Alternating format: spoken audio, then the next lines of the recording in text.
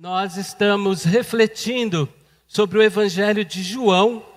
O Evangelho de João, então, durante aí 2 meses, nós já falamos sobre a festa de Jesus, um Deus que faz festa, né? Ele estava lá numa festa de casamento, em João 2, nós falamos de um encontro, de uma conversa que ele teve com Nicodemos, onde ele disse que é preciso nascer de novo.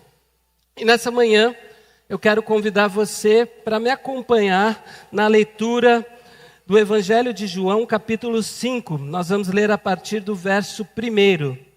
Evangelho de João, capítulo 5, a partir do verso 1.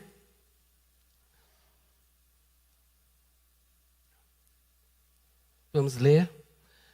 Diz assim a palavra de Deus: Depois disto, havia uma festa entre os judeus, e Jesus subiu a Jerusalém. Ora, em Jerusalém, há, próximo à porta das ovelhas, um tanque chamado em hebreu Betesda, o qual tem 5 alpendres, como se fossem acessos principais. Nestes jazia grande multidão de enfermos, cegos, mancos e ressecados, esperando o movimento da água. Porquanto um anjo descia em certo tempo ao tanque e agitava a água, e o primeiro que ali descia, depois do movimento da água, sarava de qualquer enfermidade que tivesse. E estava ali um homem que havia 38 anos, que se achava enfermo. E Jesus, vendo este deitado, e sabendo que estava nesse estado havia muito tempo, disse-lhe, queres ficar são? Queres ser curado? O enfermo respondeu-lhe, Senhor, não tenho um homem algum que, quando a água é agitada, me ponha no tanque. E quando eu vou, desce outro antes de mim. Jesus disse-lhe, levanta-te, toma o teu leito, a tua maca e anda. Logo que aquele homem ficou são e tomou a sua maca e andava. E aquele dia era sábado. Então os judeus disseram àquele que tinha sido curado, é sábado, não te é lícito levar a maca. Ele respondeu-lhes, aquele que me curou, ele próprio disse, toma a sua maca e anda. Perguntaram-lhe, quem é o homem que te disse, toma a tua maca e anda? E o que fora curado não sabia quem era, porque Jesus se havia retirado, em razão de naquele lugar haver grande multidão. Depois Jesus encontrou-o no templo e disse-lhe, eis que já estás curado, estás são. Não peques mais para que não te suceda algo pior. E aquele homem foi e anunciou aos judeus que Jesus era o que o curara. Amém. Nós vamos orar e vamos ter um momento de oração e também pensando na cura que precisam os nossos irmãos e irmãs da Venezuela. São mais de 1.500 mortos, mais de 69 mil desaparecidos e mais de 3 mil feridos. Nessa oração, onde Deus pode nos iluminar com a sua palavra, e é isso que a gente vai pedir. Se lembre também, nesse momento, de se lembrar, ou de pedir por essas pessoas na Venezuela, por favor.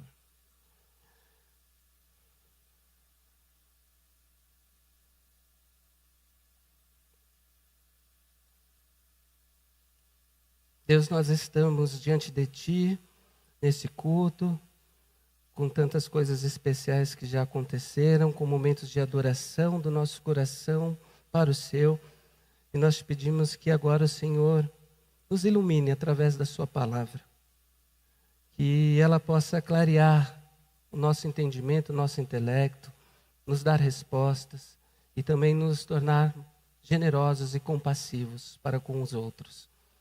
Se lembre também, Deus, nós sabemos que o Senhor se lembra, mas nós te pedimos e intercedemos por esses irmãos e irmãs na Venezuela, que não sabem ainda realmente o que aconteceu e o tamanho das perdas que estão sofrendo. Nós te pedimos misericórdia, porque o nome do seu Filho é também misericórdia. É isso que nós te pedimos, em nome de Jesus. Amém. Bom, essa é uma história linda de um dos milagres ou dos sinais que Jesus faz no Evangelho de João. E Jesus, diz o texto, ele vai para Jerusalém, segunda vez que ele vai para Jerusalém, segundo esse texto, e ele passa pelo templo num dia de um feriado religioso e resolve se encaminhar depois para esse lugar que se chama Tanque de Betesda, né? Um lugar frequentado por enfermos de todos os tipos que estavam de alguma maneira obcecados por cura. Mas como para Jesus nenhum lugar não é assim, é indigno de ser visitado, quer dizer, para Jesus nenhum lugar deixa de ser digno de ser visitado, Jesus vai para esse lugar onde há necessidades e vai ao encontro desses necessitados. Esse lugar ficava ao norte de Jerusalém. Tinha um reservatório de água, um tanque, tipo um piscinão, né? E ali havia muitos enfermos, porque a crença popular era que, ou dizia que aquele tanque era milagroso. Então, aquele lugar se tornou um polo de religiosidade. Não sei se vocês conhecem lugares assim, né? As pessoas iam para lá sozinhas ou eram levadas para aquele lugar com um único objetivo: disputar uma bênção. Disputar uma bênção. Elas realmente disputavam uma bênção, né? E essa bênção, ela acaba se tornando uma coisa trágica, porque eu acho que é muito positivo, por exemplo, quando a gente diz que a gente vem para a igreja para ser abençoado. Eu acho positivo a gente pensar, olha, hoje eu vou para a comunidade, hoje eu vou para a igreja, hoje eu vou para o PG, seja o lugar que for, para falar, porque lá eu posso ouvir uma canção, lá eu posso cantar, adorar a Deus, lá eu posso receber uma palavra de oração, lá eu posso, de alguma maneira, viver alguma coisa que eu não viveria, e eu posso ser abençoado lá. Isso está no nosso imaginário, alguns lugares onde nós podemos ser mais abençoados, ou nós prepararmos e separarmos um tempo para sermos abençoados de uma outra maneira, porque nós não conseguimos separar esse tempo durante a semana, durante o nosso cotidiano.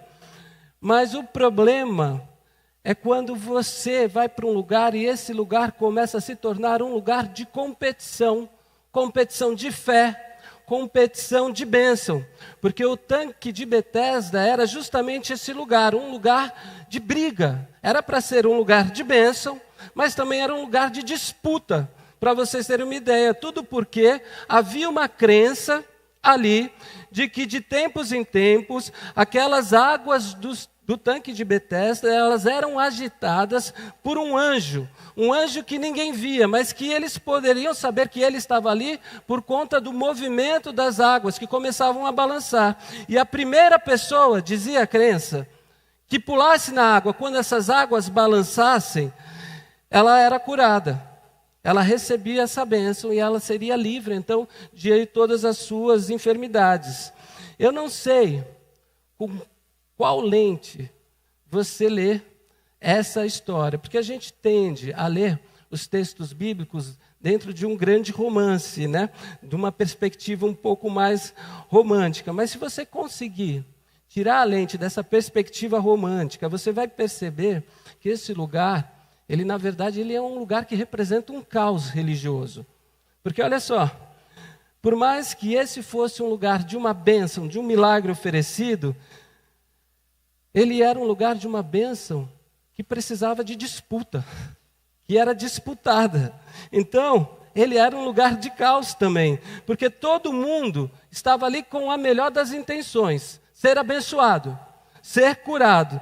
Só que eles sustentavam essa ideia falaciosa, uma ideia que não estava nos manuais de teologia deles, não estava na lei de Moisés, não tinham uma sustentação da perspectiva teológica para aquilo, mas eles acreditavam que uma só pessoa, quando as águas eram balançadas, seria abençoada. E basta uma crença religiosa se popularizar, ganhar força, para que ela se transforme num caos, para que ela transforme um lugar que era para ser um lugar de paz, num caos.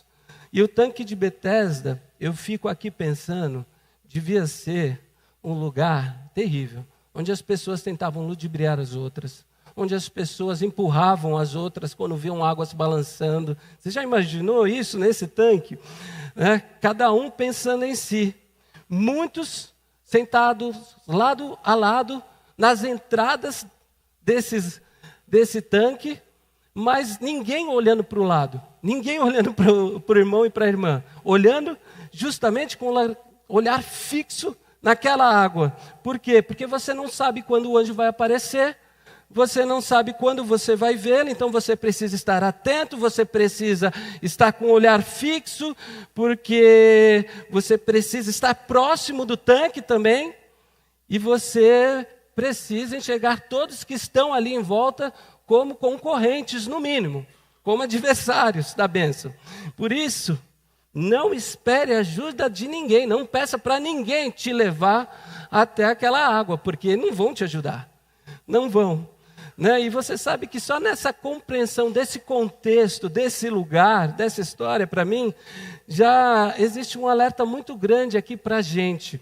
O alerta de que os nossos espaços religiosos, construídos para serem espaços de bênção, dependendo de como nós nos aproximamos dele, dependendo de como nós chegamos até eles, qual é a intenção que nos traz aqui, podem se tornar espaços de maldição. Espaços de maldição. Dependendo da maneira como a gente vem para cá, eles se transformam em maldição, porque eles podem ser lugar de divisão, eles podem ser lugar de disputa, eles podem ser lugar de rivalidade.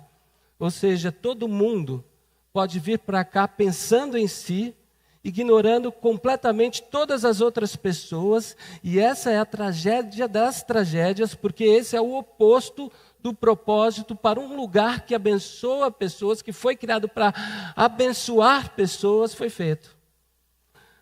Então, quando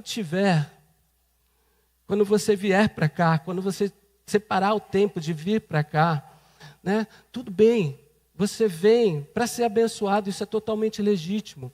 Eu não estou dizendo ao contrário, mas traz alguém para você e com você, não só da perspectiva de convite, vamos lá para a igreja, não, traz alguém na memória, traz alguém que está precisando de uma oração. Quando você estiver nessa casa de oração, não venha só por você, pense em pessoas que estão precisando da oração, quer dizer, venha acompanhado, mesmo que chegar sozinho, venha com a memória dessas pessoas. Venha com a memória dessas pessoas, traga alguém em memória, Porque esse lugar é para ser uma construção de bênção coletiva e não de bênção individual. Não foi para isso que esse espaço foi feito. Mas algumas coisas a gente aprende também nessa história. Por exemplo, o tanque de Betesda estava lá, as suas águas estavam ali, os seus enfermos estavam ali, e havia um homem, diz o texto, que sofria há 38 anos da mesma doença. E estava, assim como os demais, obcecados pelas águas, pelo balanço dessas águas. E guarda essa palavra, obcecado, porque é uma palavra muito problemática na nossa vida. Tem uma outra palavra que às vezes a gente confunde com obsessão, que é foco. Mas foco é diferente de obsessão.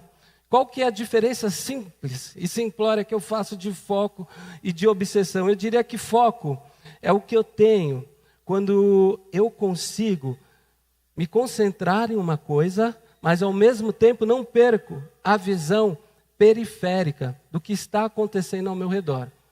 A minha esposa diria, então você é obsessivo, Porque quando você se concentra e você consegue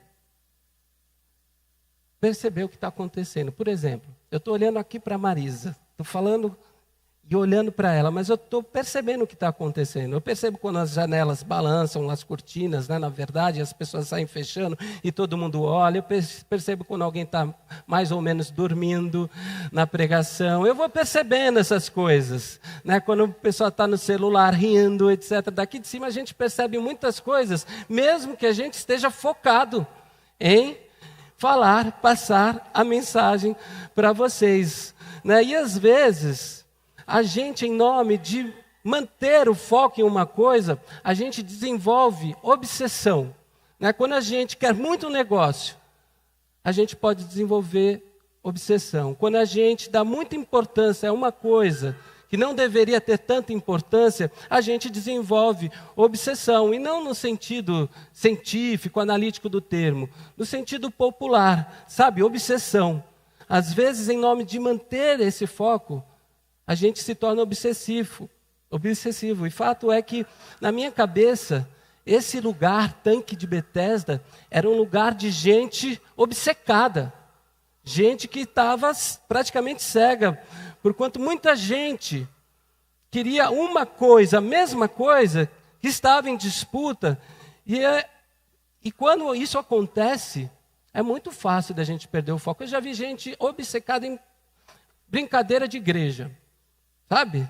Perdeu o foco da brincadeira, ficou obcecado por ganhar. Né? Sabe o que é ruim em igreja? Campeonato de futebol, né? Que a gente cria para confraternizar e a galera fica obcecada em ganhar, não consegue mais ver nada do lado, né? Por que foi feito, etc. Tanto que agora vão fazer de vôlei, né? Não vão fazer mais de futebol. Vamos ver como vai ser, né? Mas obcecados, né? E aqui tem um homem num espaço de obsessão, olhando provavelmente, fixamente para as águas, para ver se elas vão se movimentar. E no caso dele, ainda mais, para ver se alguém vai se compadecer dele, porque ele não pode andar. E eis que nesse lugar de obsessão, por detrás dele, vem alguém que pode fazer um milagre. E essa é uma ironia do texto. É uma ironia porque a obsessão, ela é um problema tão grande que nos cega. A gente tem certeza que a gente só precisa olhar para lá e a gente esquece de olhar para cá. E de repente aquilo que a gente está esperando está chegando desse outro lado, ou por trás de nós. Só que a gente não consegue porque a gente está obcecado, olhando somente para um ponto de vista. E Jesus, diz a história, está lá no tanque de Betesda. Jesus, que é um milagre vivo, que poderia resolver o problema de todo mundo ali, passa desapercebido. O texto vai dizer mais para frente que nem o homem que foi curado sabe quem foi que curou. Jesus passa totalmente desapercebido e ele poderia resolver o problema de todo mundo lá. Mas como Jesus é muito compassivo, ele chega até esse homem, diz o texto, porque viu que ele estava muito tempo ali, naquela situação, e resolve trazer o foco para si, não a obsessão. Você não precisa ser obcecado por Jesus. Se você já ouviu isso, deixa eu dizer uma coisa, obsessão é ruim para qualquer coisa. Você não precisa ser obcecado por Jesus. Você pode ter foco em Jesus. Ter os olhos fixos como um norte que acompanha a sua vida, mas Jesus não pede para você ignorar aquilo que está do lado, aquilo que está acontecendo na vida. Então Jesus chega e Jesus resolve então chamar a atenção desse homem para si. Tem aqui, Anthony, pode ficar aí. Quando a minha garganta seca, o Anthony já fica ali, ó. Não precisa. Jesus chama a atenção desse homem para si, resolve travar uma conversa com esse homem. Eu fico imaginando num primeiro momento como isso é desconfortável. Porque quando você está focado em alguma coisa, a última coisa que você quer é que alguém venha conversar com você. Ainda mais quando você está obcecado em alguma coisa. Tem muita gente assim no jogo do Brasil na Copa, né? Não pode passar na frente da TV, não pode falar, não pode... Né, Lisa? Sei como é que é, eu também sou assim. As minhas meninas ficam lá tentando ver a idade do jogador, qual nacionalidade é o juiz e tal. E eu estou querendo ver o jogo acontecer, não estou querendo responder, né? Eu me lembro que uma vez na França a gente tinha que renovar o visto todo ano. E a renovação acontecia só no domingo, meia-noite. Na verdade, segunda, de domingo para segunda, meia-noite. Né? E assim, duravam segundos, um minuto ou segundos às vezes, porque eram muitos estrangeiros tentando renovar o visto. E você tinha que pegar era uma cota que tinha. E sempre eu me distraía, né? Eu não conseguia concentrar. Às vezes, e uma vez, quando eu estava focado, a Fê veio, conversou assim, já estava com vista atrasada e tal. E a gente perdia e só podia fazer na outra semana. Não adiantava ir presencialmente, não tinha jeitinho brasileiro, tinha que esperar, né? Então é muito difícil, quando você está prestando atenção em alguma coisa, querendo perceber cada detalhe, alguém vem e tenta puxar essa conversa, né, como Jesus está fazendo aqui. Mas às vezes, essa obsessão ela também pode fazer com que a gente perca algumas coisas que a gente não ganharia, ou deixa de ganhar, na verdade, algumas coisas, por conta desse ponto fixo, porque a gente não consegue olhar para o lado. Eu não sei se já aconteceram conversas com vocês, ou situações que vocês não queriam passar, mas tiveram que passar, ou conversas que vocês tiveram que ter, e você terminou a conversa falando, nossa, que interessante, aquela conversa abriu tantas portas na minha vida, aquela conversa fez com que eu avançasse tanto, né? Porque às vezes algumas coisas acontecem fora do nosso campo de foco, do nosso campo de obsessão, né? Mais propriamente dizendo.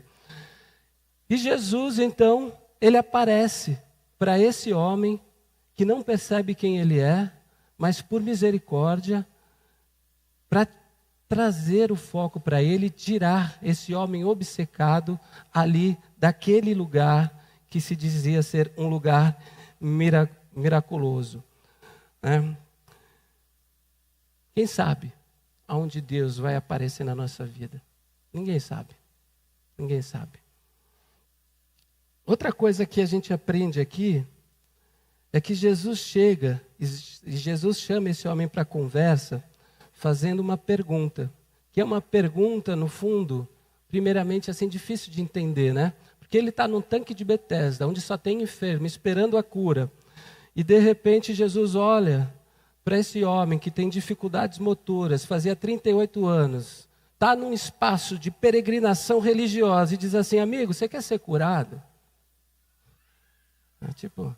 Não, eu estou tomando um solzinho aqui no piscinão de Betesda, né? Tipo, né? Você fala, que pergunta óbvia, né? Que obviedade, assim. Mas existem sentidos de ser nas perguntas óbvias, pelo menos na de Jesus. Porque essa é uma grande ironia da vida, né? Que Jesus está trabalhando aqui. Nós somos responsáveis pelo nosso desejo. Quando Jesus pergunta para esse homem, você quer ser curado? Jesus está dando a esse homem o direito dele se responsabilizar pelo seu desejo. Sabe? O que é que você quer? O que é que você quer? Você quer ser curado? É isso que Jesus está perguntando. Porque a ironia, tem gente que precisa ser curado e não quer ser curado. Está tudo bem, e eu não estou falando aqui de uma enfermidade física somente, eu estou falando de uma relação, às vezes adoecida, eu estou falando de hábito que a pessoa tem, e um hábito que é nocivo, sabe, que ela precisa ser curada, e muitas aspas aqui, precisa de uma cura nesse sentido, ela precisa se ver livre de um mal que é um hábito, mas ela não consegue desejar isso. Um hábito que às vezes prejudica as suas relações. Então Jesus está ali perguntando, você quer? Não sei se eu quero. A real é que eu não sei se eu quero ou não quero. Às vezes a gente fala tantas coisas que a gente quer, sem bancar numa conversa mesmo, ou sem bancar na real, nas atitudes que a gente tem. A música tem muito esse poder, assim, eu sempre que falo no louvor, assim, eu fico observando, né, as letras da música, assim. A música, como ela vai lá no fundo da nossa alma, ela faz a gente cantar mesmo, né, e a gente dizer coisas que talvez a gente não bancasse numa conversa mais séria com Deus. Eu fico pensando assim, algumas letras falam algumas coisas, eu falo, nossa, será que eu posso bancar isso? Assumir esse compromisso com Deus, isso que eu estou cantando mesmo, né? Será que numa oração, numa conversa séria com Deus, eu banco isso? Porque a gente canta tanta coisa, e é assim, no desejo de cantar, no desejo, a gente, na hora da música, a gente banca, a gente canta, né? A gente deseja. Mas o problema é justamente se a gente quer, de fato, fazer aquilo que a gente canta. E Jesus está perguntando para esse homem, assim, eu não estou dizendo, né, que esse homem está aqui não desejando a cura, mas eu estou pegando um gancho dessa pergunta de Jesus, né, porque a resposta que esse homem dá, para mim é incrível. Ele fala, eu não tenho ninguém que me leve para dentro do tanque quando as águas são agitadas. Essa resposta eu acho incrível porque ela não é uma resposta. Ela é uma fuga de resposta. Quando você responde uma pergunta que não é a resposta da pergunta, você está fugindo dessa pergunta. Né? A pergunta de Jesus não foi, olha, seus amigos estão aqui para te levar dentro do tanque. Como é que você vai chegar lá no tanque? Você já pensou nisso? Você quer ajuda? Tem alguém que já ofereceu ajuda? Jesus não está perguntando isso. Jesus perguntou, você quer ser curado? É isso que Jesus pergunta. Né? Mas às vezes é engraçado. Como é mais fácil a gente responsabilizar o mundo pela não realização dos nossos desejos, do que minimamente tentar ver o nosso desejo realizado ou assumi-lo. É mais fácil a gente responsabilizar o mundo. Quando eu estou num lugar de ser responsabilizado, não pelo meu ato, mas pelo meu desejo, que às vezes não acontece. Sabe quando você deseja alguma coisa e não acontece, e você é questionado por esse desejo, você começa a dizer assim, ninguém me ajuda também. Olha aí, eu estou sozinho na vida, parece que Deus me marcou, né? Deus me fez um cara engraçado, difícil de relacionamento. Mas você não quer se relacionar melhor com as pessoas. Não, mas ninguém se relaciona comigo. Eu sou desse jeito. Né? Quer dizer, a gente vai terceirizando o motivo do nosso desejo não ser realizado. A gente vai olhando para as perspectivas que não ajudam. E esse negócio de responsabilizar o mundo pelo aquilo que não acontece conosco, só tem uma coisa que eu entendo que é compreensível, é que é humano. É humano e serve, no mínimo, assim, como um papel de catarse, sabe? Um papel de lavar a alma, de jogar para fora a frustração do seu desejo que não se realizou. A gente precisa disso, às vezes, né? Às vezes a gente precisa jogar a culpa no universo. Tudo bem, a gente faz isso, mas é uma experiência catártica, sabe? De lavar a alma, porque isso não dá conta de organizar nossa vida.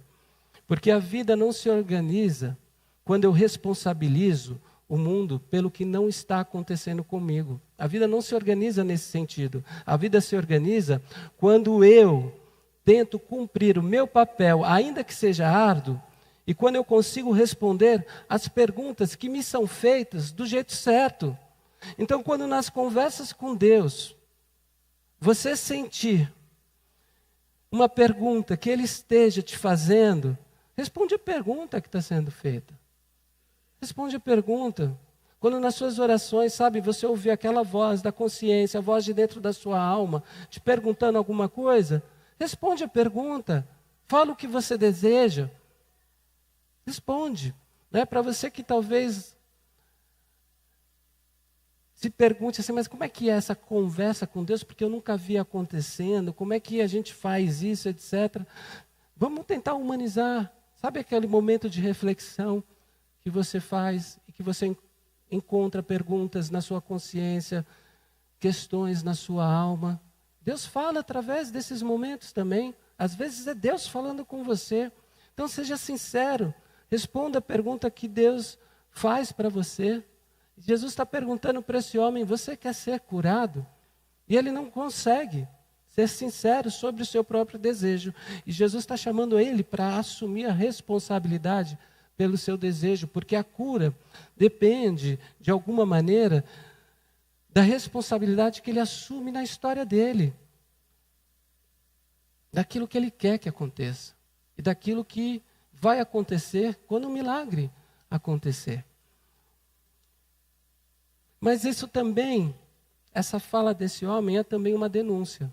Não é só uma fala de fuga, mas é uma denúncia. Ele está olhando para Jesus E eu vou estar floreando aqui mais ou menos, né? Ele está falando assim: Jesus, eu estou aqui nesse lugar, veja, esse aqui é um lugar de bênção, esse aqui é um lugar religioso, esse aqui é o tanque de Betesda, todo mundo vem aqui para ser abençoado, mas eu entrei e saí daqui várias vezes, as pessoas me trouxeram, me carregam até aqui para que eu seja abençoado, mas nesse lugar, ninguém me pergunta nada, ninguém me ajuda, ninguém pergunta se eu preciso de ajuda. E ele está fazendo uma denúncia aqui, porque esse lugar se chama Tanque de Betesda, e Betesda significa Casa da Misericórdia. E o que ele está dizendo é que na Casa da Misericórdia não tem misericórdia, tem disputa, tem competição. Na Casa da Misericórdia não tem misericórdia, e essa é a tragédia que a gente precisa evitar na nossa vida, nos nossos lugares, e não só num lugar que chama igreja, que tem CNPJ, mas nos lugares que a gente frequenta, no nosso lar, sabe, as nossas casas precisam ser casas de misericórdia. O lugar que a gente habita precisa ser um lugar de misericórdia, alguém que estenda a mão para você, e você estendendo a mão para alguém. Sabe, alguém estendendo os braços na sua direção, oferecendo ajuda, uma palavra, e você oferecendo ajuda, uma palavra para alguém. É engraçado, né? Como um encontro de indivíduos não necessariamente nos torna num coletivo. Eu acho engraçado, você pode ter muitas pessoas reunidas no mesmo lugar, muitos eus, muitos egos, muitas individualidades reunidas aqui, só pelo fato de nós estarmos aqui nesse espaço, isso não nos torna uma comunidade, isso não nos torna um coletivo, isso não nos torna uma igreja. O que constrói na gente uma consciência de comunidade, uma consciência de coletivo, comunitário, é o exercício cotidiano em que muitos eus que se encontram num determinado espaço regularmente, abram as suas agendas para receberem a causa de outros indivíduos e ajudá-los a progredir na vida, ajudá-los a construírem redes de misericórdias, porque é isso que é a igreja. A igreja é um lugar onde nós, indivíduos, criamos o senso de comunidade quando nós costuramos entre nós redes de misericórdia. E a gente precisa disso. A gente precisa disso. Sob o risco, sabe, de, se não acontecer, Jesus falar assim para a gente, ó, sabe aquela casa que eu chamei de minha igreja, do meu corpo? Era para ser casa de misericórdia, mas não tem ninguém. Não é possível que alguém entre aqui precisando de ajuda, por exemplo, e saia do jeito que entrou, sem ninguém perguntar como é que você está, sem ninguém cumprimentar. Eu não acho possível, né? Pode ser uma palestra. Numa palestra isso acontece, um momento de reflexão. Mas numa igreja, você frequenta 1, 2, 3, 4 semanas, 5, precisando de ajuda e ninguém nunca te perguntar. Um lugar que era para ser um lugar de bênção, um lugar de misericórdia. Ninguém nunca te estender a mão, eu acho um tanto estranho. E aí Jesus, cujo nome é Misericórdia, esse é um livro que o Papa Francisco escreveu, né? Jesus é misericórdia. E depois que ele se apresenta nesse lugar como a própria misericórdia, num lugar que era para ter misericórdia e não estava havendo, ele fala com esse homem e diz, pegue sua maca, levante-se e ande. Vai embora. E esse homem pega a maca, vai embora e sai andando. Às vezes, a gente acha que o milagre só pode acontecer com coisas sobrenaturais, não é? Quando a gente espera um diagnóstico ser alterado, ou quando a gente espera uma condição de vida ser mudada de maneira milagrosa. Mas o milagre que acontece aqui, acontece a partir de uma palavra de alguém. Tudo bem, Jesus, que teve misericórdia por uma pessoa que já não acreditava mais que podia ser curada. Tem gente que está há 38 anos deitado, existencialmente, às vezes não fisicamente, mas existencialmente no chão, sem conseguir se levantar. E aí uma palavra, um olhar cuidadoso, misericórdia estendida a essa pessoa, pode fazer essa pessoa voltar à vida, se levantar, entende? É o papel da comunidade. Eu não sei se você tem consciência disso, de que o milagre não é apenas um negócio que você pode testemunhar e que você agradece quando ele acontece, mas o milagre é uma experiência que você pode provocar. Você pode provocar milagre na vida das pessoas. Jesus olhou para esse cara e disse assim, pega a sua maca, levanta, vai embora e carrega a sua maca, tá? Leva o seu leito. E eu acho um detalhe muito curioso, porque 38 anos aquele homem carregou essa maca, ou uma maca. Né? Agora que ele não precisa mais, Jesus fala assim, não joga no lixo não, leva com você. Leva com você, carrega esse negócio. E eu acho que carregue a sua maca de alguma forma, é uma representação do compromisso que a gente tem de levar a nossa história para onde a gente for. A maca é o testemunho de um homem que um dia foi daquele jeito e que não é mais por misericórdia de Jesus, porque a misericórdia de Jesus agora repousou no seu coração. Então, ninguém precisa ter vergonha da sua história. A gente não deixa a nossa história de lado quando a gente se encontra com Jesus, quando a gente experiencia um milagre com Jesus. Sabe? A gente pode olhar e falar, eu fui essa pessoa, eu fiz o que fiz coisas boas, e fiz coisas ruins, mas graças a Deus, eu avancei. Eu estou sendo transformado. Quer dizer, você está carregando a sua história, você tem um comparativo. Né? E quer dizer, de alguma maneira, você não é perfeito, você carrega essa história. E carregar a história significa que aquilo que te acometeu no passado pode também te acometer de novo no presente. Então tome cuidado. E mais, significa ressignificar o seu passado. Pega essa maca e transforme em outra coisa. Porque o passado não é só aquilo que aconteceu, mas aquilo também que deixou de acontecer e que poderia ter sido diferente. Então, a nossa história nos acompanha, lembre-se do serviço pedagógico que Deus fazia com o povo de Israel no Antigo Testamento. Lembre-se que vocês foram escravos, escravizados no Egito, no exílio. Lembrem-se de quem vocês foram, justamente para entender o que aconteceu na história e viver de uma outra maneira, de uma maneira melhor. Mas vocês foram. Não se esqueçam de quem vocês foram. Peguem a maca de vocês e andem, continuem andando, progredindo. E aí ele vai. E aí nós vamos ver depois, no desfecho do texto, esse homem, né, sendo questionado pelos religiosos, pelos prisioneiros do templo, prisioneiros do sagrado, né, dos rituais. Por quê? Porque na época de Jesus, no sábado, né, como no judaísmo, não se trabalhava. Mas na época de Jesus era muito mais radical, não podia nem carregar a maca. Carregar a maca era um trabalho. E esse homem sai carregando a maca. Né? O cara fazia 38 anos que não andava, estava ali na comunidade, agora andando, se levanta e anda. Em vez dos caras falarem, meu, que legal, você foi curado, aconteceu um milagre aqui. Os caras estão falando, olha, lembra da lei? No sábado ninguém levanta. É o que o dogma faz com a gente, cega também.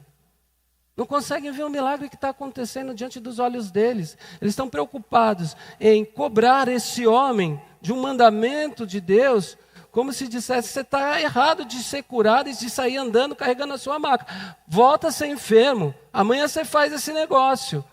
Né? Porque é isso que gente religiosa faz.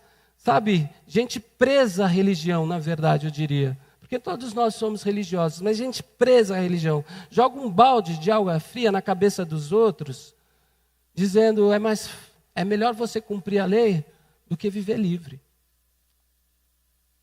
Enquanto Jesus veio para a liberdade.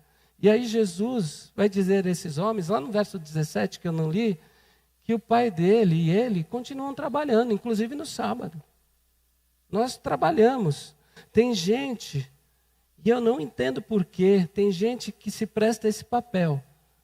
E eu acho que quem dá atenção a esse tipo de gente, que coloca a religiosidade acima da vida das pessoas, perde tempo.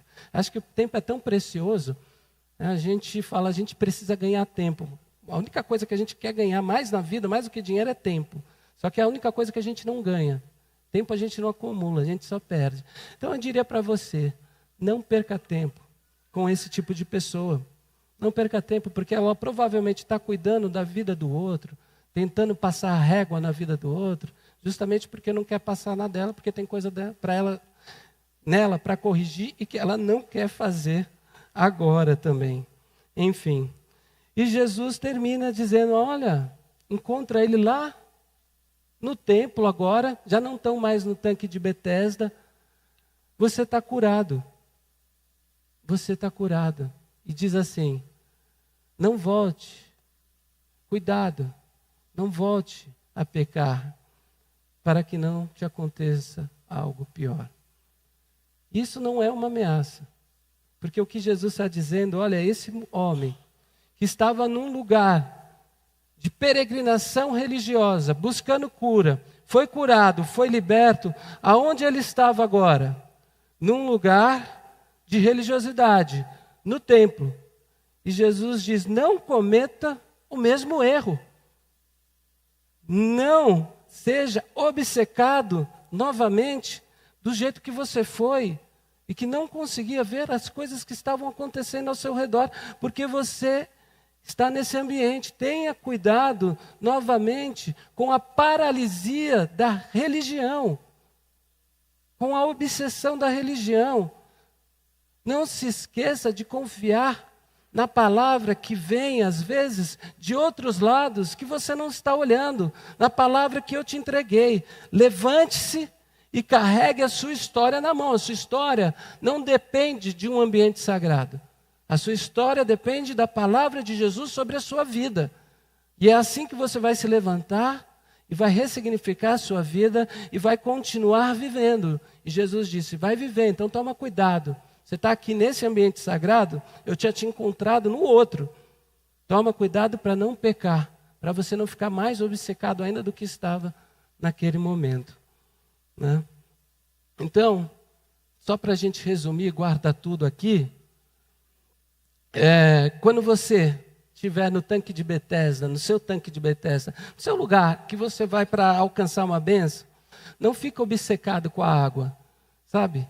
Isso é folclore religioso. Tem gente que vai para um lugar para receber bênção.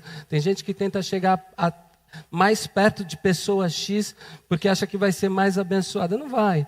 Não fica achando que existe um método para dar certo.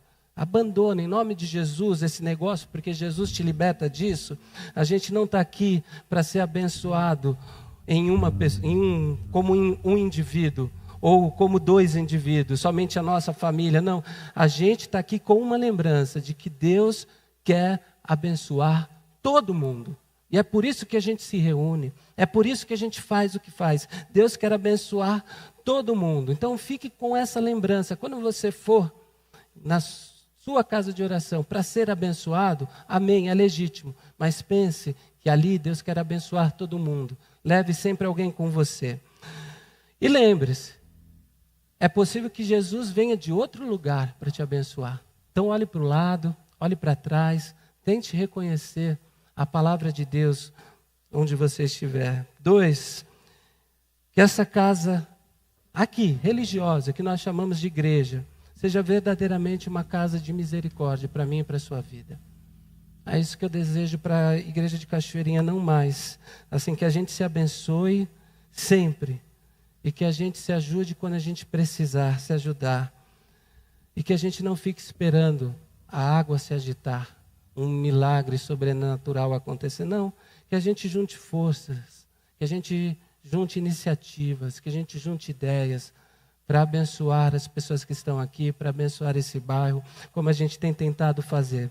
Jesus pode, sim, aparecer nos nossos gestos, curar o meu coração e o seu, durante aquilo que a gente tem para fazer, quando a gente se une, porque nós também precisamos ser curados, é verdade. E 3, que a gente carregue a nossa maca, contando a nossa história, para que as pessoas acreditem que Jesus é bom e que Ele abençoa todo mundo e que tudo que acontece de bem e de bom na nossa vida vem dEle. Amém? Vamos fazer uma oração?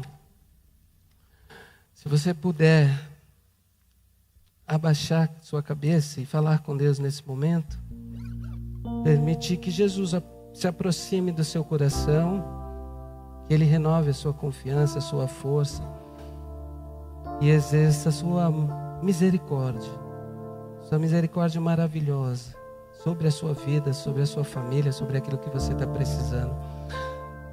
Deus, nós estamos aqui ainda, depois de refletir na sua palavra, depois de ouvir aquilo que o Senhor disse a cada coração, da maneira que cada um entende, Deus, porque nós sabemos que a sua palavra chega como uma língua materna, doce e suave, do jeito que a gente pode entender.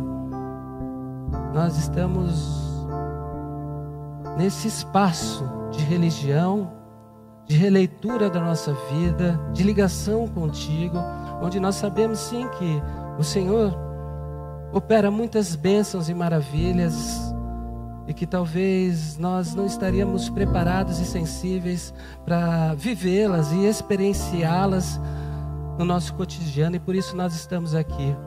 Mas nós estamos aqui também para sermos curados das nossas obsessões, Senhor.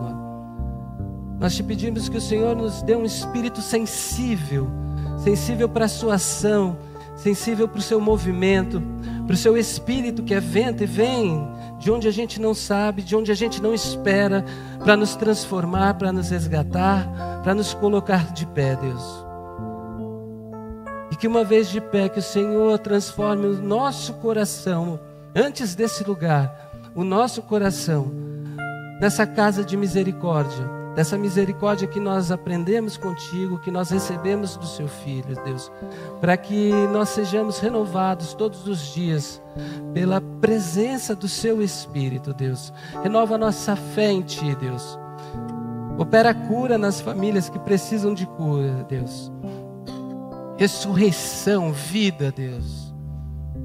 E faça com que nós tenhamos coragem de assumir aquilo que desejamos e colocar tudo que desejamos diante do seu altar, para que se alguma coisa precise ser mudada em relação aos nossos desejos, Senhor, que seja para que nós possamos continuar agindo e andando segundo a sua vontade.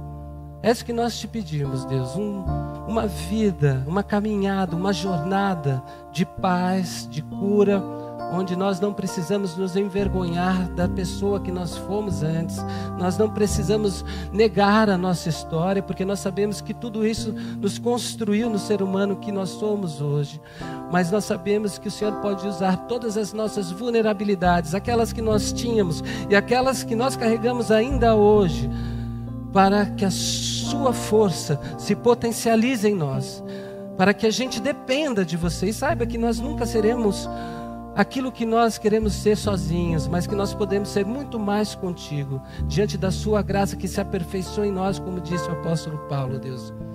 E é por essa fé que nós queremos andar, é nessa confiança que nós queremos marchar, é diante da sua presença que nos cura, nos levanta todos os dias e diz: coragem, pega a sua história, meu filho, minha filha, e continua indo, e continua andando, Deus.